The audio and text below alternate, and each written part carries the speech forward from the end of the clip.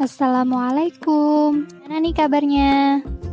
Semoga semua dalam keadaan sehat dan tetap semangat. Pada video sebelumnya kita telah mempelajari tentang membiasakan diri berperilaku terpuji seperti taubat, taat, istiqomah, dan ikhlas. Nah, kali ini kita akan melanjutkan pembelajaran akidah akhlak, memasuki bab yang keempat, yaitu tentang memahami adab-adab sholat dan zikir. Tujuan pembelajaran kita kali ini yang pertama, siswa dapat menjelaskan pengertian adab sholat. Yang kedua, siswa dapat mengidentifikasi dalil tentang perintah sholat. Yang ketiga, siswa dapat menjelaskan tentang adab-adab sholat. Yang keempat, siswa dapat menunjukkan hikmah perilaku orang yang melakukan adab-adab sholat. Dan yang kelima, siswa dapat mempraktekkan adab sholat. Nah, sebelum Ustazah memaparkan materi lebih lanjut, marilah kita sama-sama membaca basmalah. Bismillahirrahmanirrahim. Langsung saja ke poin yang pertama, yaitu pengertian sholat. Sholat menurut bahasa Arab berasal dari kata sholatun, yang memiliki arti doa. Menurut istilah, sholat adalah suatu ibadah yang tersusun dari beberapa perkataan dan beberapa perbuatan yang dimulai dari takbiratul ihram dan diakhiri dengan salam dan memenuhi syarat dan rukun tertentu. Sholat adalah ibadah wajib bagi setiap muslim yang sudah balik dan berakal sehat. Sholat pada hakikatnya adalah bentuk komunikasi antara seorang hamba dengan Allah Subhanahu wa Ta'ala. Akan tetapi, banyak orang kurang bisa menikmati ibadah sholat. Hal ini bisa disebabkan beberapa hal. Di antaranya adalah karena ia menganggap sholat hanyalah rutinitas belaka, sehingga sholatnya tidak berdampak apa-apa dalam kehidupannya. Padahal Allah Subhanahu wa Ta'ala berfirman bahwa dengan sholat yang khusyuk, maka seseorang akan bisa terhindar dari berbuat kekejian dan kemungkaran. Dan tentunya sholat juga bisa menjaga kita dari perbuatan tercela yang mengakibatkan dosa. Poin selanjutnya yaitu dalil tentang perintah sholat. Sejatinya ada banyak ayat Al-Quran yang memerintahkan umat Islam untuk mengerjakan sholat. Seperti Al-Quran surat Al-Ankabut ayat 45 yang artinya, dan dirikanlah sholat. Sesungguhnya sholat itu mencegah dari perbuatan-perbuatan keji dan mungkar. Dan sesungguhnya mengingat Allah atau sholat adalah lebih besar keutamaannya dari ibadah-ibadah yang lain. Dan Allah mengetahui apa yang kamu kerjakan. Sholat merupakan rukun Islam yang kedua, sehingga tidak sempurna Islam seseorang apabila dia tidak melaksanakan sholat. Menurut hadis Nabi, sholat adalah tiang agama. Maka barang siapa yang mendirikan sholat, berarti ia telah mendirikan agama. Dan barang siapa yang meninggalkan sholat, maka ia telah merobohkan agama. Dan menurut firman Allah di atas, sholat dapat mencegah perbuatan keji dan mungkar. Selain itu, dalil perintah sholat juga bisa kalian temukan dalam Al-Quran, surat Al-Baqarah ayat 43. Selanjutnya dalam mengerjakan sholat, kita harus memperhatikan adab-adab sholat. Nah, poin selanjutnya ini kita akan membahas tentang adab-adab sholat. Yang pertama, tubuh dalam keadaan bersih, memakai pakaian yang bersih dan rapi, serta memakai penutup kepala bagi laki-laki. Dalam hal pakaian ini, kita dianjurkan untuk memakai pakaian kita yang terbaik.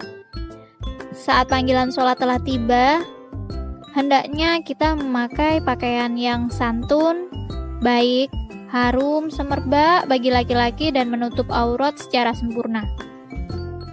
Adab yang kedua yaitu menjaga waktu sholat.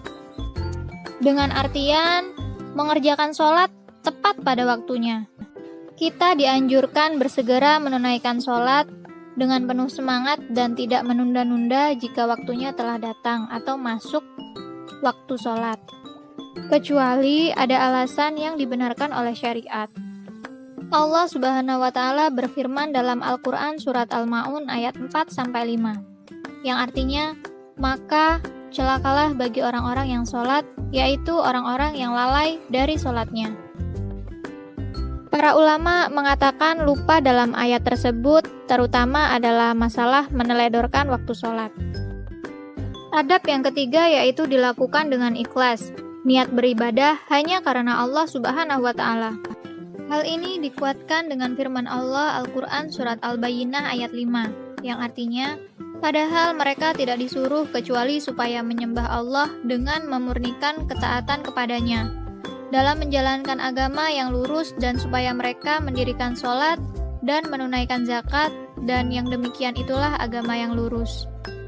Untuk itu hendaknya kita mengerjakan sholat dengan ikhlas karena Allah Subhanahu wa Ta'ala semata dan tidak karena riya atau ingin dipuji atau dilihat orang lain. Adab yang keempat yaitu memakai minyak wangi. Selain memakai pakaian yang baik saat hendak mengerjakan sholat, jika memungkinkan, kita juga dianjurkan untuk memakai wewangian. Adab yang kelima yaitu sholat dilakukan di tempat yang bersih. Hal yang bisa kita lakukan yaitu dengan merapikan dan membersihkan tempat sholat, seperti membersihkannya dari najis-najis yang ada, menyingkirkan gambar, tulisan, atau apapun yang mengganggu kekhusyuan sholat. Nah, adab yang keenam yaitu khusyuk. Khusyuk bermakna menghadirkan hati dan pikiran dalam setiap lafal zikir di dalam sholat atau zikir di luar sholat yang diucapkan. Hal tersebut sebagaimana firman Allah Subhanahu wa Ta'ala dalam Al-Quran Surat Al-Mu'minun ayat 2 yang berbunyi, Bismillahirrahmanirrahim, Alladzina hum fi sholatihim khashi'un, yang artinya yaitu orang-orang yang khusyuk dalam sembahyangnya. Ibnu Rajab rahimahumullah mengatakan makna dasar khusyuk adalah kelembutan hati, kerendahan, ketenangan, dan ketundukannya. Jika hati telah merasakan kekhusyuan, maka anggota tubuh yang lain akan khusyuk pula, seperti prajurit taat pada komandannya. Poin selanjutnya yaitu hikmah sholat. Setiap muslim yang telah balik dan tidak ada halangan syara diwajibkan untuk menjalankan sholat 5 waktu dalam sehari semalam, yaitu zuhur, asar, maghrib, isya, dan subuh. Dasar perintah sholat 5 waktu tersebut bersifat kuat dan pasti, sehingga kelima sholat itu dihukumi dengan istilah fardu. Sholat fardu sebagai ibadah mahdoh dengan segala ketentuan waktu dan tata caranya telah ditetapkan oleh syariat Islam dan dicontohkan oleh Rasulullah SAW. Hal tersebut mengandung beberapa hikmah atau keutamaan, di antaranya yang pertama, senantiasa beriman dan ingat kepada Allah Subhanahu wa Ta'ala. Yang kedua, senantiasa hidup bersih, karena setiap hendak melaksanakan sholat harus bersuci terlebih dahulu, seperti mandi maupun wudhu. Yang ketiga yaitu senantiasa memiliki keteguhan hati dalam kebenaran dan memiliki hati yang bersih dari segala rasa dan sikap buruk. Yang keempat, menimbulkan ketentraman jiwa dan terhindar dari gangguan kejiwaan maupun stres, karena kita yakin dan merasa ada tempat bergantung dan menyandarkan diri yaitu Allah yang Maha Kuasa. Hikmah yang kelima yaitu mendidik disiplin dan menghargai waktu. Jelas, karena dalam adab-adab sholat kita dituntut untuk menjaga waktu. Yang keenam, menjadikan hati tenang, karena sholat merupakan hubungan antara hamba dengan penciptanya. Yang ketujuh, menyadarkan manusia tentang hakikat dirinya yang merupakan hamba Allah Subhanahu wa Ta'ala.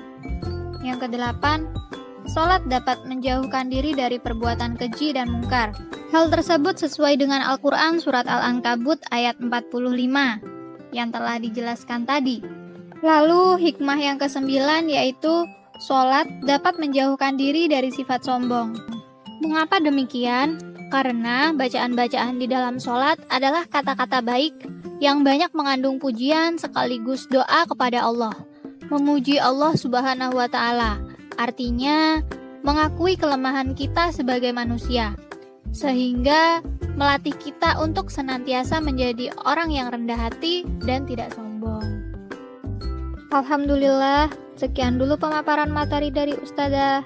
Semoga apa yang Ustazah sampaikan dapat dipahami dengan mudah. Semoga bermanfaat dan sampai jumpa. Wassalamualaikum warahmatullahi wabarakatuh.